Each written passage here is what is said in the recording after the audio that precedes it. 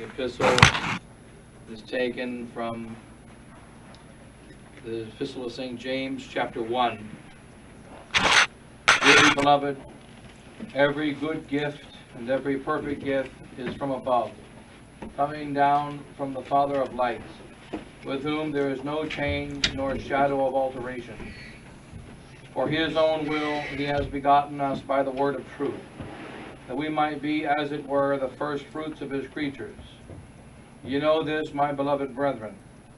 But let every man be swift to hear, slow to speak, and slow to wrath. For the wrath of man does not work the justice of God. Therefore, casting aside all uncleanness and abundance of malice, with meekness receive the engrafted word, which is able to save your souls. Thus far the words, and then the gospel. Taking that according to St. John, chapter 16. At that time Jesus said to his disciples, I am going to him who sent me, and no one of you asks me, where are you going? But because I have spoken to you these things, sorrow has filled your heart. But I speak the truth to you. It is expedient for you that I depart. For if I do not go, the advocate will not come to you. But if I go, I will send him to you. And when he has come, he shall convict the world of sin and of justice and of judgment. Of sin, because they do not believe in me. Of justice, because I go to the Father, and you will see me no more. And of judgment, because the prince of this world has already been judged. Many things yet I have to say to you, but you cannot bear them now. But when he, the Spirit of truth, has come, he will teach you all the truth. For he will not speak of his own authority, but whatever he shall hear, he shall speak. And the things that are to come, he will declare to you. He will glorify me, because he will receive what is mine and declare it to you. Thus far the words of today's Holy Gospel. Father, and the Son, and the Holy Ghost, amen.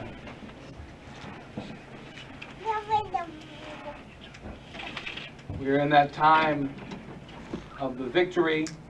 Our Lord is risen from the dead. He's conquered sin, conquered death.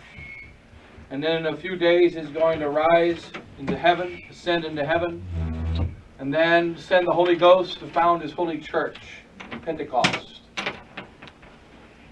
And one of the considerations today, a common statement, which is a principle and foundation of the modern world. One of the main principles and foundations of the modern world. St. Ignatius tells us the principle and foundation is man is created to praise, reverence, and serve God our Lord, and by this means to save his soul. That's a principle and foundation of the world that God made. But there's a principle and foundation of the world of today, and that is, why can't we all just get along? We're all just going on a path. As they used to say a few years ago in the Nissan commercials, that life is a journey, enjoy the ride. And so we are all on a journey. We're all going down different roads.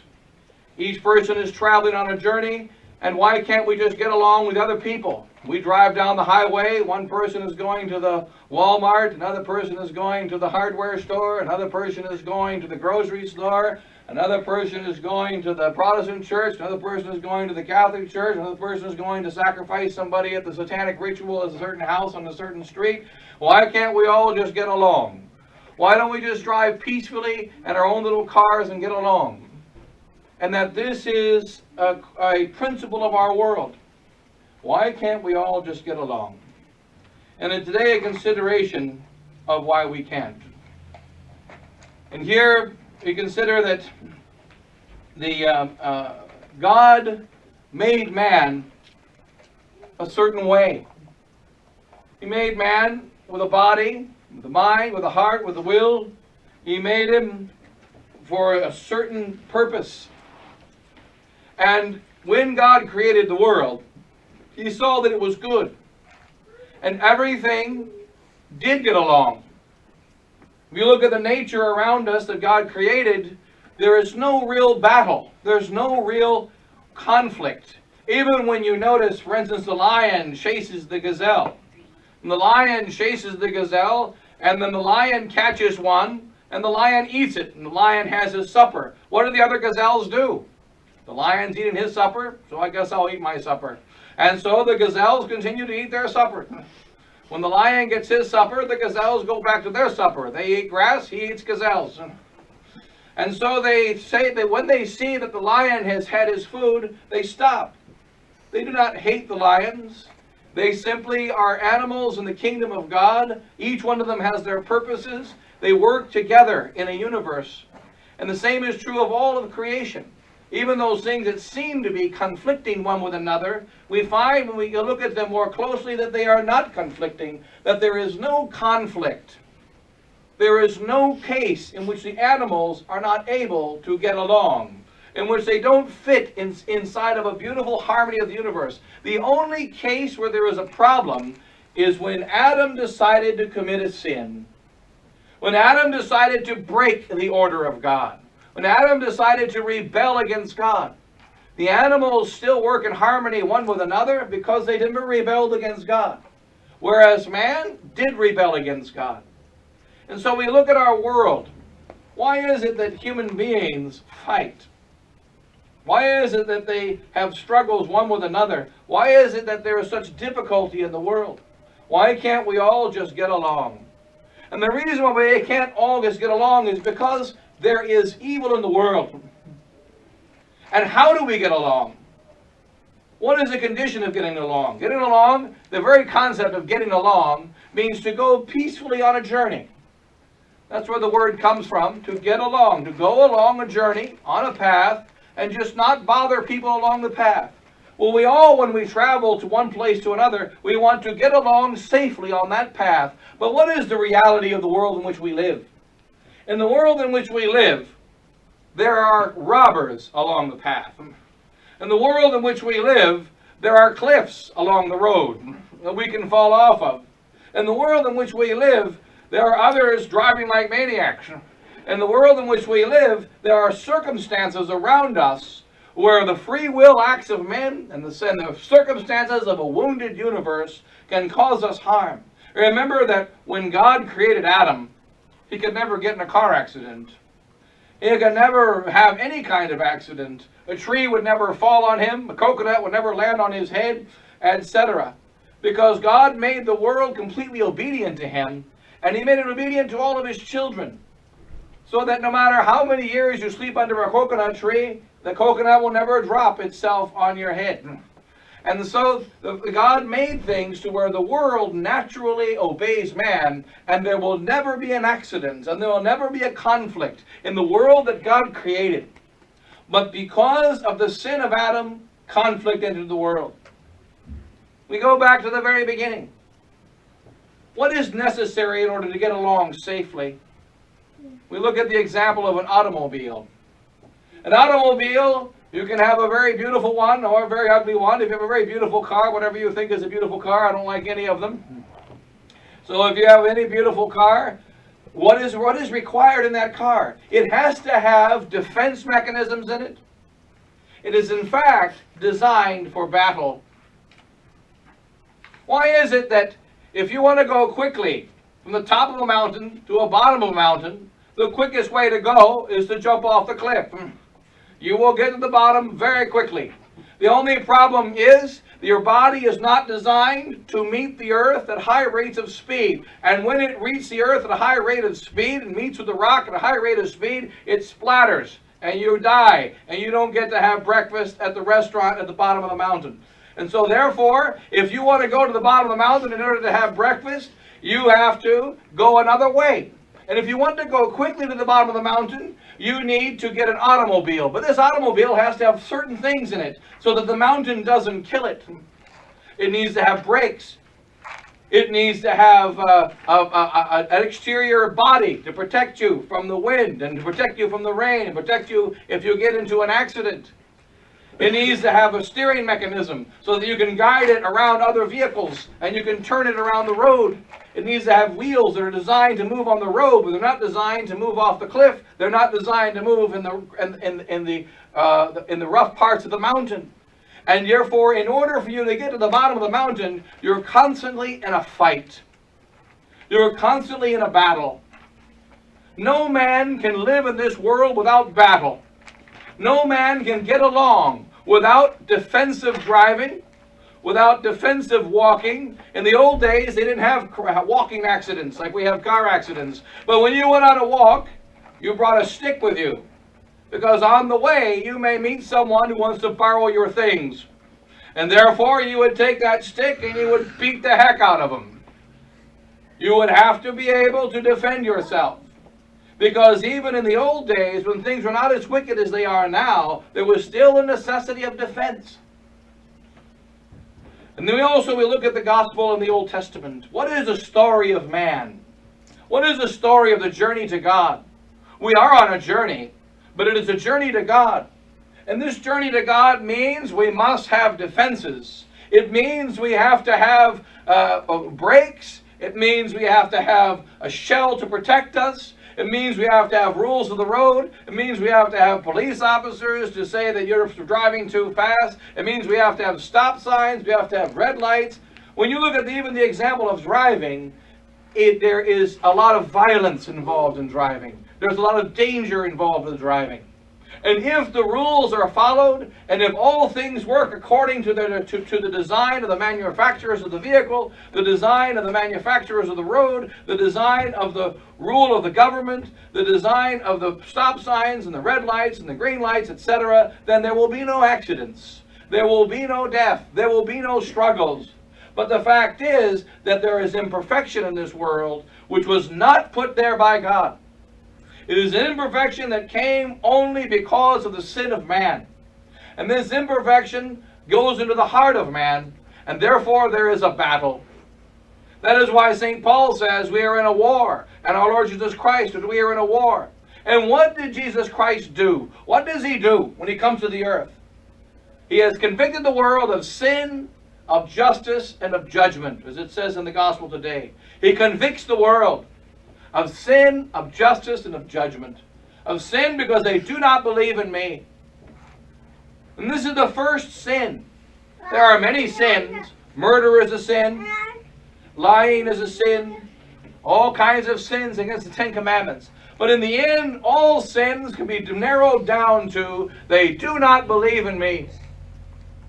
What do we say?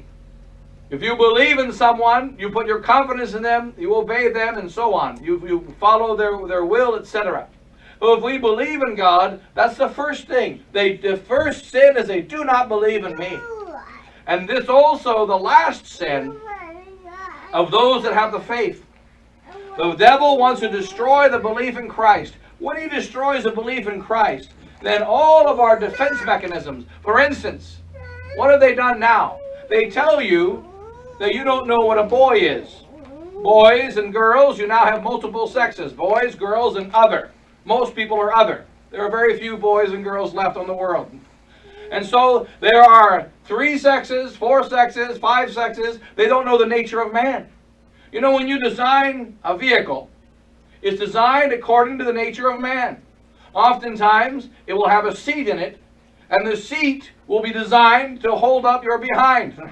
And it will be designed so that your feet can reach the brake pedal and your feet can reach the gas pedal, and you don't have to have the strength of Hercules to push in the brake or the strength of Hercules to push in the gas. And there has to be a certain distance so short people can move the seat closer and tall people can move the seat further away. It is designed according to the nature of man. Now, supposing that the automobile designers lose sight of the nature of man. And so the first thing they decide is, all that matters is the steering wheel needs to go inside the car. And so the steering wheel goes in the back seat, and the brake goes in the passenger side, and the gas goes on the side of the driver. And so there, what happens? Necessary death. That's what happens. Impossible arrivement at the destination. That's what happens. Christ says the first sin, they do not believe in me. Now, when you don't believe in somebody, it goes in stages. First, you don't believe that he's maybe perfectly honest. Or you don't believe that he's capable. You know, he's a really nice kid, but he's not really strong. He's not really big. I don't believe he's going to win the race. And then later on, you don't believe that you can trust him. And then you don't believe, all the things you don't believe about him continue to increase until one day you just don't believe in him at all. And this is how the devil takes away the belief in Christ. First of all, 500 years ago, we stopped to believe that he is the king of the universe. We stop to believe that he is in control of all things, that he is in control of all nature, that he tells the truth about nature. For instance, the heresy of Galileo. We don't believe that when God said the sun stood still, that it really stood still. God does not govern science. Scientists govern science. But we still believe in God when he talks about spiritual and historical things. And then later on, we don't believe that he really created Adam and Eve. They evolved out of apes. But we still believe in Christ. But we're diminishing our belief. And then we don't believe that he is in charge of history, that historical events that are governed by God's will. And historical events are governed as a story of God's creation of man, man's deviation away from God, God's recapturing of man, and the Satan fighting against Satan, Satan fighting against God, and the war between two cities, as St. Augustine tells us, the city of Satan, the city of the love of self, and the city of God, the city of the love of God. And these cities, these kingdoms are fighting one another. And then we don't believe in the angels. We don't believe in everything that he said. We don't believe in tradition. We don't believe in the church. But we still believe in Jesus Christ.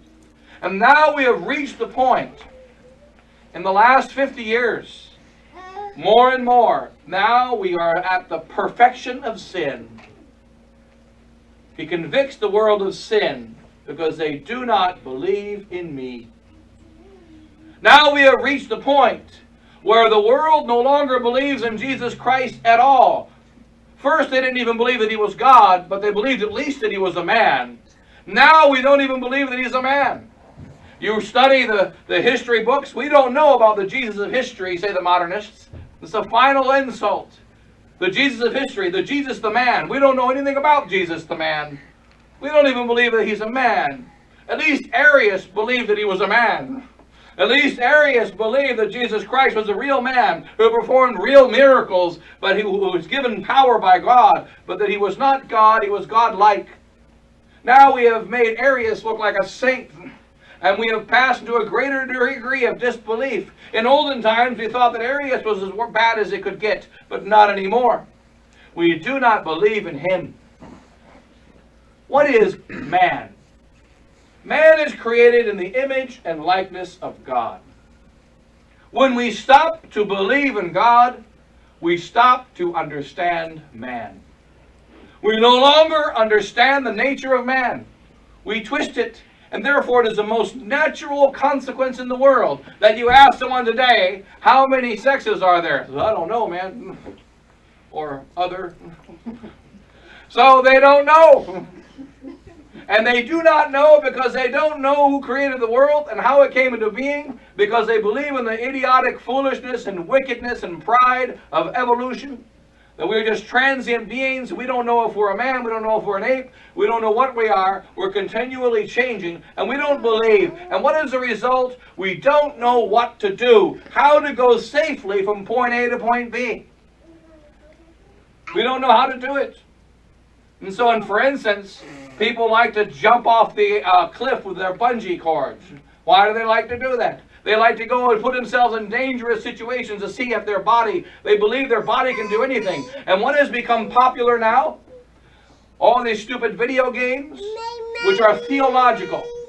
And these avatars, these creatures, these people that live and they believe that they are superhuman beings. They cannot get out of their chair because they weigh 600 pounds in order to go over to the refrigerator to get a Coke, but they believe that they are supermen. And they don't know the nature of man. They cannot get along. How do we get along in the real world? In the real world, in order to get along from one place to another, you have to understand what a car is. You have to take a driver's test. You have to know how to go down the right side of the road, unless you live in the land of England where they're idiots and don't know which side of the road to drive on. And so they drive on the wrong side of the road. And so the fact is, how do we know? We have to learn how to get from one point to another. We have to learn how to move from one place to another. We have to learn what is healthy and what isn't. When I was a child, part of my education, learning about health, was to take my finger and lick it and stick it to an outlet. And I discovered that electricity is not designed for human health, though it can be used for other things. And so the fact is, what are we learning about? That which is healthy, that which is not healthy, according to the nature that we are. And in the world today, we do not believe. The world is convicted of sin. And sin is everywhere in the world. And sin is extending and extending and extending. As we diminish our belief in Christ. First, he is no longer the author of the only true church. And there's other churches to get to Christ, the Protestants. He's no longer the king of all the universe and the king of all the nations. What is he supposed to do?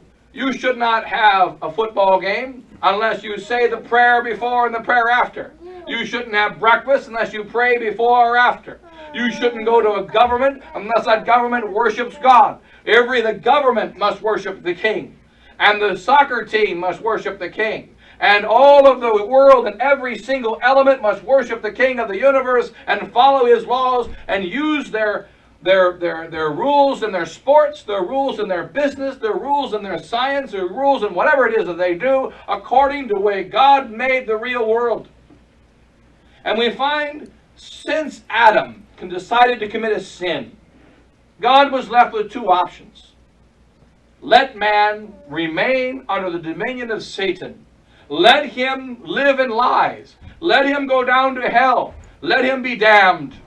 And he had another option, which is to send his only begotten Son into this earth in order to bring man back to God. What option is that? That option is called war. That's the war option.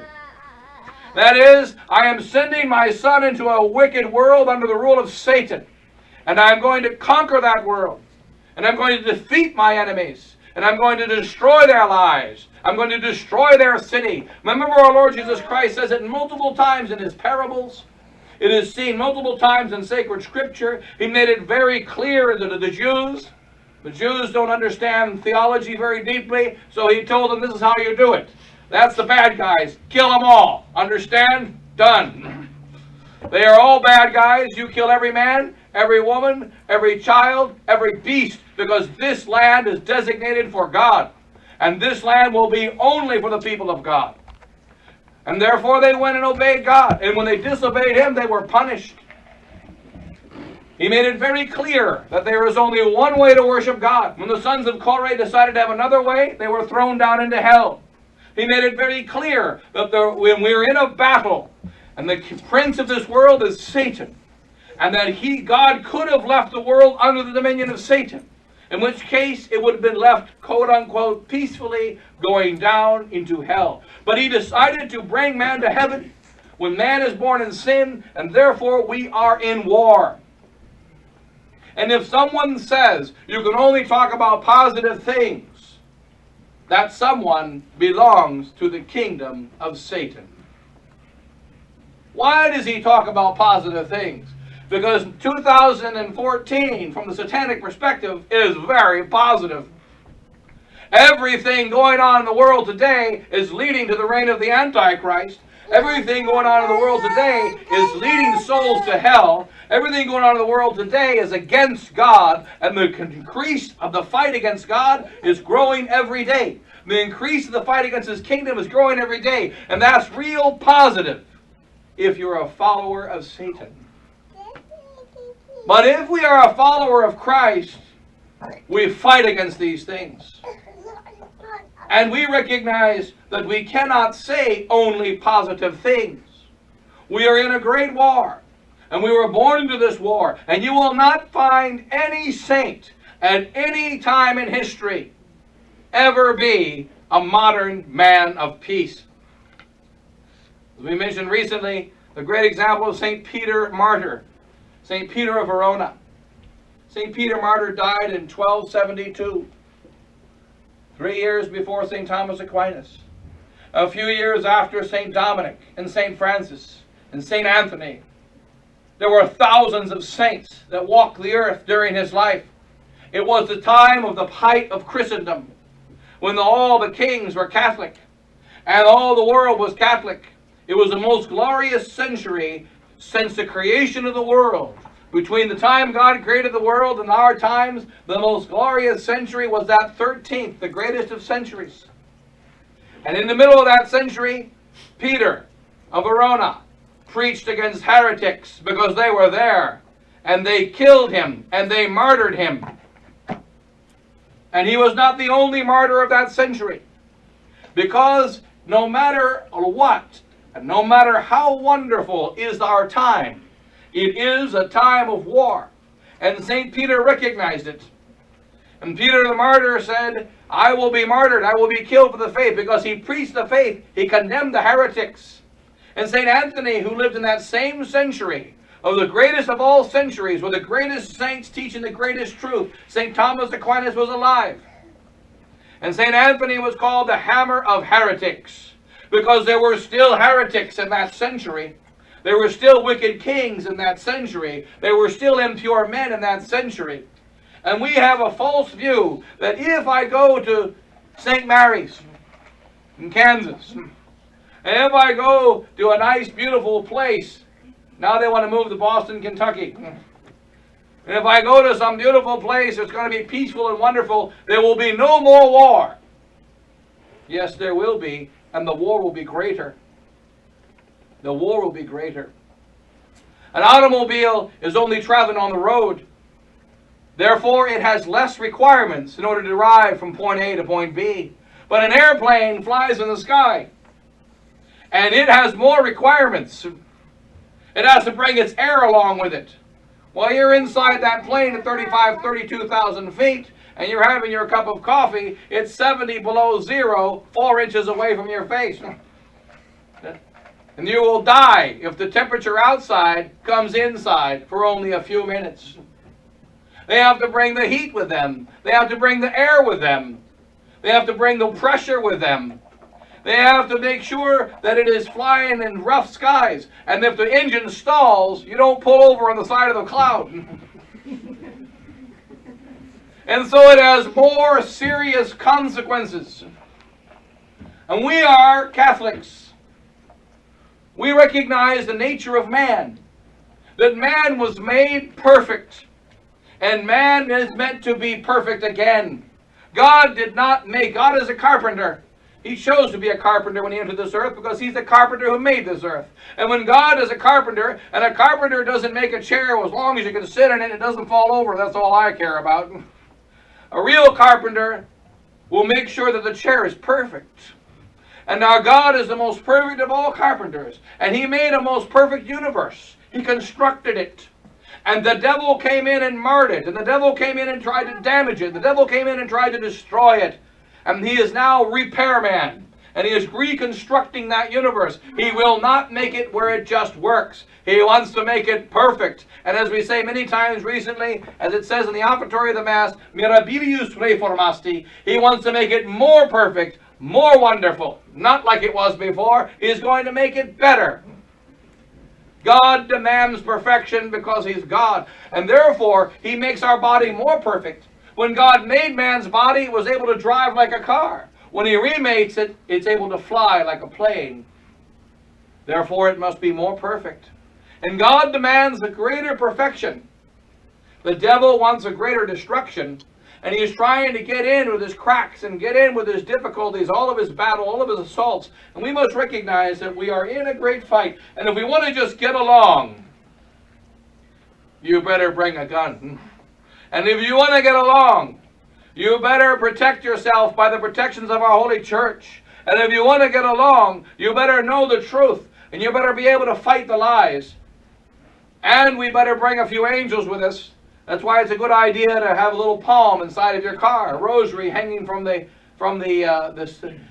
mirror. One of our parishioners in the Philippines, when I was there, it happened a couple years before, one of our parishioners in the Philippines, a little girl, 17 people were on a tricycle, which is, it's a little motorcycle, with a sidecar. They fit 17 in the Philippines. We couldn't, but they do. So 17, which is the minimum is 12. Less than 12, you can't. They won't go. The driver won't go. So there were 17. And the little motorcycle pulled up a little bitty hill onto the main road, just in time for a jeepney to come. And they didn't see the jeepney on time. When they got up on the road, the jeepney came and hit them. 16 were killed. 16 were killed, and one was not scratched, was not hurt, was not bruised. And that was that little girl. She had the scapular on. And it says so that it matters what you bring when you're driving. And there we are in a great fight now when we are driving on very dangerous roads. Maybe that's why they like these video games. You drive around obstacles and over minefields. That's exactly what's happening in our battle. Therefore, we must do more than just have a safe car. We have to bring in special protections. We must have scapulars in this fight. We must have rosaries in this fight. We must call upon our catechism in this fight, and we must recognize that we must be protected in the battle, and that we cannot be protected without the protection of the Holy Ghost, without the protection of our faith. And remember that the sin of our times, it is the world is convicted of sin. How many sins? All sins. Every sin. And every sin is in our world today. Why? Because they believeth not in me. And here is one of the traps. One of the traps is, how are you going to solve the problem of America? Join the Tea Party. You know the way to join the Tea Party? Take that tea and throw it in the ocean like it did a few years ago at the Boston Tea Party. Throw it in. There is no, and remember the real reason for the Boston Tea Party is because John Hancock sold tea that was contraband, up on the black market. And when the English dropped the taxes down to 1 cent, legal tea became cheaper than black market tea, and his profits would go down to zilcho upon dilcho. That's the beginning of the American dream. Lose profits, mess the other guy up. Hasn't changed much. But the fact is, we are not for capitalism. That's from Satan, condemned by Pope Leo XIII. We are not for communism. That's from Satan, condemned by Pius XI. And all condemned by Christ. We are for the social kingship of Jesus Christ. And we're not for balance. That's for faggots. And we're in a faggot world. No balance. We want the reign of Christ. And we want the enemies of Christ to be destroyed. And we want the truth. And we've said for the ring of truth. We are not for mediocrity. And how are we going to get along? What are we getting along to? Heaven. How are we going to get there? By bringing with us a stick to fight against the attacks of the Satan. Bringing with us a rosary. Bringing with us a scapular. And bringing with us our faith. We cannot play games with that faith. And we believe the truth. And the truth is God did make the stars. He rules them, not the idiot astronomers. God made the monkeys. He rules them. I think one of the punishments of the damned in hell, these idiot scientists, the monkeys are going to be ripping their guts out for all eternity. These idiots. To make fun of monkeys like that. They're worth more than these morons. And so the fact is, all the creatures of God are perfect the way God made them. And for a modern man to play with them and twist them even in his mind is disgusting and a vomitope. It is disgusting and worthy of great punishment. And so we get along. And how are we going to get along? With our faith, with our sacraments, with the truth. We cannot get along with following the foolishness of the modern world. And what has happened with the journey of the modern world? What has happened? Our Lord Jesus Christ said, by the fruit you shall know them. Men are moving now more than they've ever moved before in every way. They drive faster. They fly faster. They walk faster. Even perfected how you run. It's all scientific, so you can do a quicker mile than they used to do in the old days. And everything is faster. And what is the result of this great movement? Millions and millions and millions and millions of deaths. That's the result. By the fruit you shall know them. From the movement of Christ comes life. From the movement of Satan comes death. The death of families, the death of societies. Our Lady told us many nations shall be annihilated. They've already been annihilated, and many more shall be annihilated. Why? Because of sin, and because they don't know where they're going, and they don't know what they believe in, and they don't know the nature of man.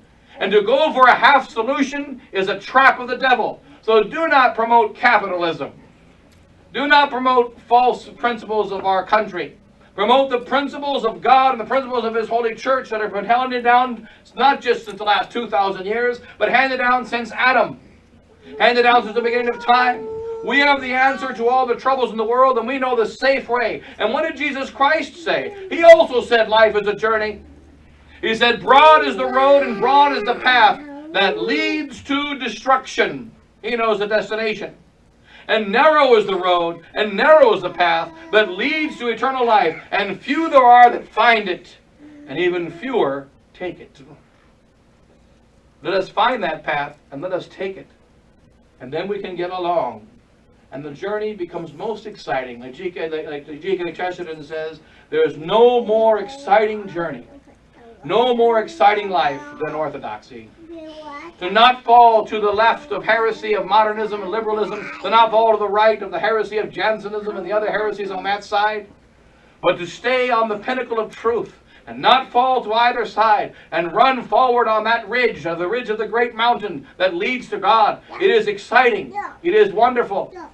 And the devil will come and try to attack and try to knock us off that path. But if we have the right stick, and we have the right scapular, and we have the right rosary, and we have the right heart, and we have the right faith, we cannot be knocked off the path.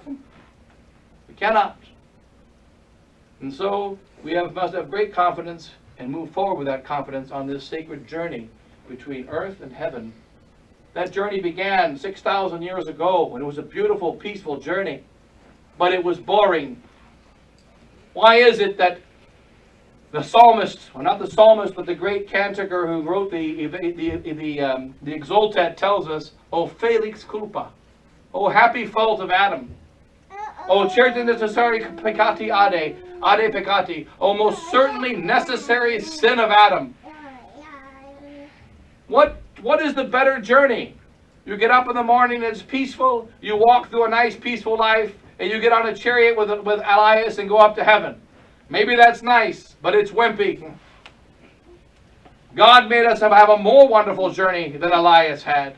To have a more wonderful journey than Enoch had. To have a more wonderful journey than Adam was given to have, which was to walk peacefully on this earth until he went to heaven. He gave us a more wonderful journey, a more exciting journey. And therefore we should not be angry with Adam. The saints tell us when we go to heaven, we will thank Adam for his happy fault, for his necessary sin, which brought such a wonderful Redeemer. Do we really believe He's wonderful? Do we really believe in His power? Do we really believe we can receive things that Adam could never receive in the Blessed Sacrament?